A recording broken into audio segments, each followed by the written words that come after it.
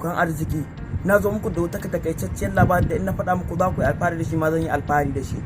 Biki ne zo bikin babba Alhaji mai kamfanin Royal Furniture da ke garin Bajoga. Wai menene?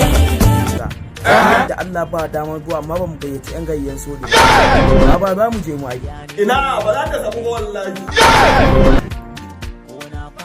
Mu kan fa sai mun je. Ba mahaukata bane idan kai mahaukaci.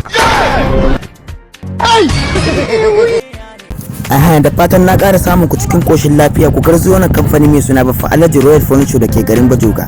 Kamfani da ake sassaƙan kaya masu inganci masu kuma sauƙi. Idan kana bukatan wannan kaya ka tuntube mu a namban wayoyin mu kamar haka ko ka shiga YouTube din mu ka danna mana subscribe ka sa ala. Girma ne amma Allah ne babba. Suna Baffa Alhaji Royal Furniture da ke garin Bajoga.